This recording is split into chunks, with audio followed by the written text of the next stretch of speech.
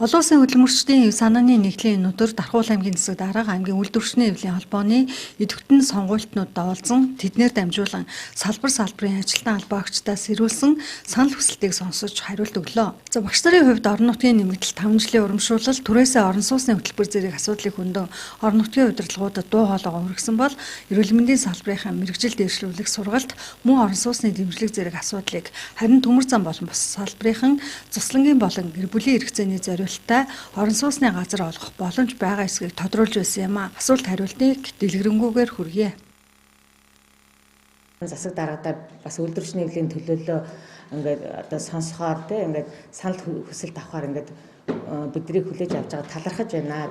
Би өөрөө болохоор ихтэй сургуулиуд буюу Ангаахын шалгууны үндэсний их сургуулийн үйлдвэрчний хэвлэлийн дарга Дархуул аймгийн ихтэй сургуулиудад төлөөлөд манай багш ажилчдын одоо цалин хөлс бол бас айгүй ингээ хангалтгүй. За дээрэс нь одоо бид нар орон нутгийн нэмэгдэл авдаггүй, удаан жилийн нэмэгдэл гэж байдаггүй.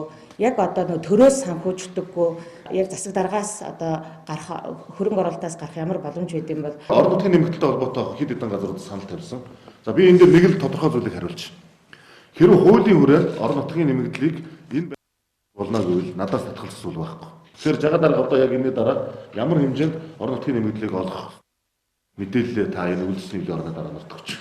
Өөрөөр хэлбэл эрхэн биднэрт байгаад орон нутгийн нэмэгдлийг энэ байгууллагад олгож болно гэвэл би одоо үйлдвэрчний хэвлэлийн орноос ирсэн саналын дагуу тэр дарханд ажиллаж байгаа боловсон хүчлүүдэд орон нутгийн нэмэгдлийг өгөхөд татгалзах зүйл байхгүй гэж ойлгож байгаа. Тэгэхээр эрхэн байгаад хуулийн дагуу болно гэсэн төрлийн байгууллагууд бол бид нар өгөхөд татгалзах зүйл байхгүй гэдэг зүйлээр хариултаа шууд өгчөө гэсэн бодол байна. Энэ дээр яг тэр ангаахын бас адилхан шүү.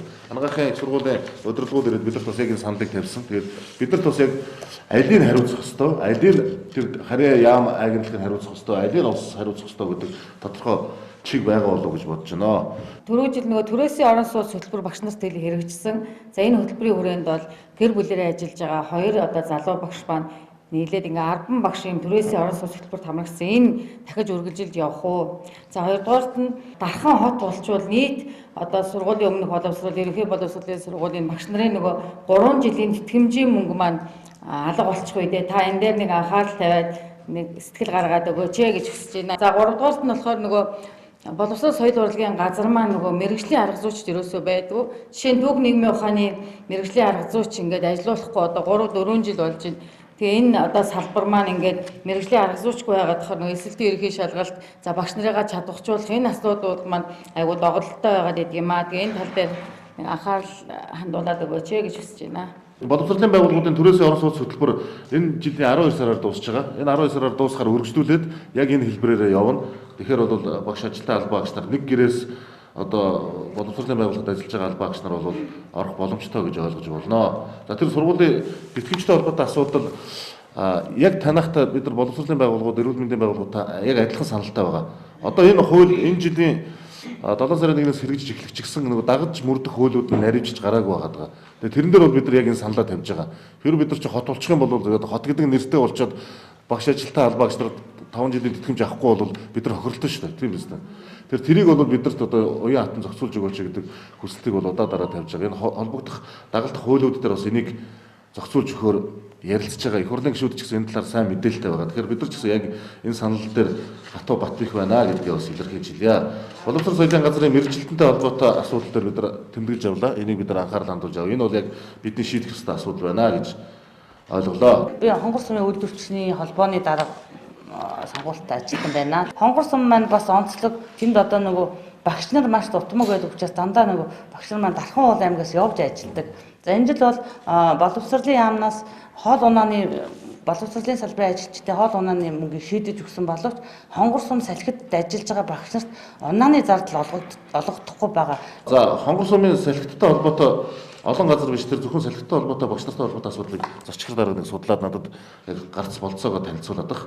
Тэг үнэхээр ийм одоо хичнээн багш нар яг одоо Дарханаас явж ажилдээ.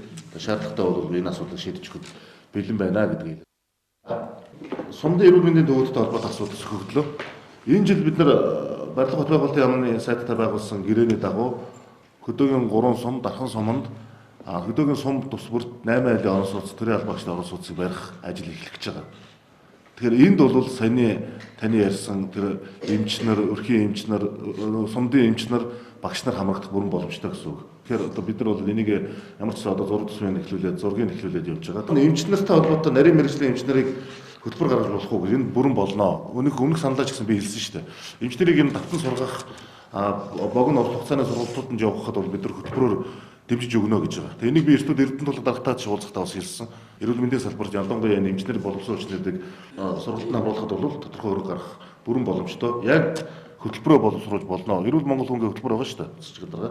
Тэгээ энэний хүрээнд хийж болно гэсэн үг шүү. Гэтэ үйлдвэрчний эдийн зүгээс бид нар 19 оноос хойш ганцхан л асуудал үүсэлтэд байгаа. Манай төмөр замчид бол одоо Дархуул аймгийн 4 сумын бүсэд одоо үйл ажиллагаа явуулж байна. Бид нар энэ дээр ганцхан юу өссөн бэ гэхээр цуслангийн газартай болох асуудал. За энэ дээр гарц саргалгаа одоо хамтран ажиллах боломж олцоо юу байна, шийдэл юу байна гэж хүсэж байгаамаа. Улсын голын цуслангийн ганцхан бүстэй манайх энэ бүсийн газрыг хонгор сум хариуцдаг. Хонгор сум өөрсдийнхөө бүрэн эрхийнхээ хүрээнд иргэдийн удаараа орж асуудлыг шийдвэрлэж олголтыг хийдэг. За ер нь өмчтийн газрыг бол бид нар энэ жил дархан суманд олгож чадахгүй юм чинь бусад 3 суманд олгоё гэдэг байршлаар нэг 1000-2000 айлын билүү газрыг төлөвлөж оруулсан. Харамсалтай засгийн газар батлаагүй энийг. Одоо энэ газар олголт чинь гэдэг байхгүй. Энд бид нар газраа олгомоор байна гэдэг хүсэлтэд засгийн газар руу явуулаад засгийн газар баталж ирсний дараа олгод хийдэг гэсэн үг. Тэгэхээр энэ жилийн хувьд бол бид нарт газар олгохыг зөвшөөрөөгүй засгийн газраас ямар шалтгаанаар гэхээр яг түрүүний миний хэлдэг шинэ хуульд орсон заалтын дагуу дэд бүтцийн асуудлыг шийдэггүй тохиолдолд газар олголтыг бол хийхгүй гэсэн ийм асуудал ярьсан байлаа. За тэгэхээр заавал золзгийн гол гэхгүйгээр ерөн зүгээр Дархан хотын хүрээнд жишээлбэл одоо энэ төмөр зам гэж байгуулгын томоохон хүчин чадалтай байгууллагууд хамтраа та нар бид нар энэ дэд бүтцийн асуудал ингээд шийдчихнэ. Энэ газрыг бидэрт ингээд олгол бид нар ийм хэлбэрээр хөгжүүлээд өгчүүлээд авчаа гэдэг саналаа илэрхийлэл бид нар газрын харилцаа хот байгуулалтын газартайгаа хамтраад сумдын дарга нартай хамтраад уулзалт хийх бол бүрэн боломжтой. Энэ олгыг гэсэн үг биш. Гэхдээ ярилцааны хүрээнд сууж болно гэсэн үг. Заавал одоо зузгруу гэдэг сан тавиад авахгүй. Одоо чинь төмөр замын салхи төртөөний орчин байх боломжтой нас одоо модтой өөр ямар газрууд байх ёстой. Гэхдээ дэд бүтцийнхээ асуудлыг бид нар ингэж шийдээд ийм хэлбэрээр зохицуулт хийя гэдэг санал тавиул бид нар бас сууж үзэж болно. Ширээний ар суугаад үзээд ярилцах бас бүрэн боломжтой гэдэг зүйлийг хэлье. Үйлдвэрчний эвлийн гишүүд маань 2022 оноос хойш өмчлөлийн газартай болъё гэдэг одоо бид нар сумын засаг дарга тулга даргатай бид нар бас уулзж ирсэн.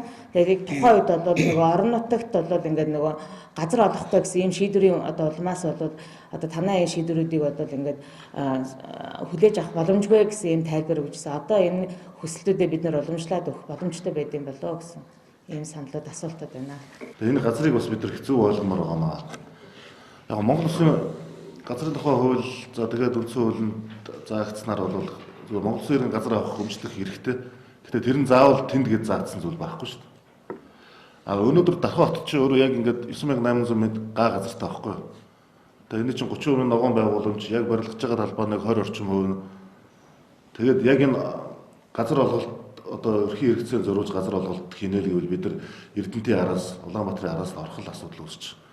За харин ашгүй өнгөрсөн онд газрын засгийн газраас газрын тухай хуульд өөрчлөлт оруулад одоо газар олохдоо дэд бүтцийн асуудал шийдэгдээгүй бол газар олохыг хоригдсан юм бэл. Тэгэхээр хуучин шиг зүгээр л эзгүй газрыг амны орос нөгөө өрхийн хэрэгцээнд зориултар газар олгодог. Тэгээд дараа нөгөөх рүүгээ цахилгаан татах, зам татах гэдэг бусад нийгмийн асуудлуудаа ярьдаг байсан бол одоо болцсон гэсэн үг.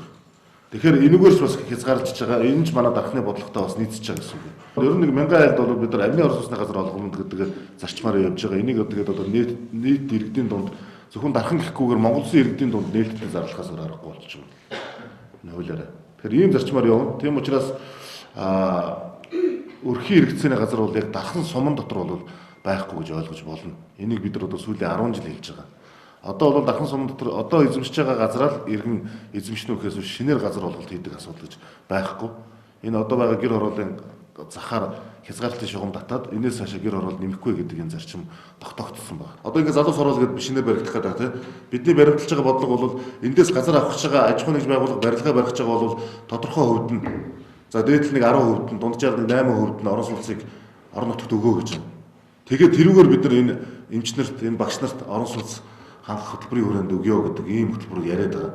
Жишээлбэл энэ одоо энэ төмөрлөгийн үйлдвэрийн барилга баригдвал бид нар өрхийн эрүүл мэндийн төвүүд дээр эмнэлэгтээр 3 эмчнэрт орон сууц өгөхөөр яригдсан байгаа. За энэ хойно хүрээлэнгийн хажууд барьж байгаа орон сууцнаас 2 орон сууцыг багш нарт өгөхөөр ярьсан байгаа. За энэ жил бид нар нэг 10 багшид орон сууцны урьдчилгаа 30 хүртэлх сая төгрөгийг бас олгоё гэдээ ингээ ярьж байгаа. За гэх мэтлэн ингээд өөрт байгаа нөөц болцоо юу вэ? Тэр болгоноор энэ асуудлуудыг шийдэхин төлөө бас бодлого боловсруулж байгаа. Гэхдээ илүү уян хатан гарц гаргалгаа юу вэ гэдэг талаар та нар бас илүү бодлого байдаг бол энд өөр газар ингэж хэрэгжсэн жишээ байна. Энийг ингэж шийдүүлээ, ингэж хэрэгжүүлвэл болж байна гэдэг санаанд байвал бид нарт гаргаж өгөөрэй. Тэгвэл бид нар бас хэрэгжүүлэх боломжтой шүү гэдэг зүйлээ хэлье. Энэ нийгмийг бүрдүүлж байгаа гол үндсэн хүч нь өөрөө хүн. Тэгэхээр хүнтэй холбоотой асуудлыг шийдэхин төлөө та бүхэн ажилдаг. Эрхэн байгаад надад боломж нь байвал би хүнтэй холбоотой ямар нэгэн асуудал дээр үгүй гэж дуурахгүй. Тэр тодорхой хариулт өгч. Та нарын дараагийн асуулт хариултанд гэсэн үг. Тэгэхээр энэ тал дээр хэдүүлээ хамтраад ямар боломжийн засаг даргадаг вэ? Боломж байгаа бол би үгүй гэж шийдэхгүй тэр боломжийг гаргаж та бүхний төлөө шийдэхэд бэлэн байгаагаа илэрхийлье.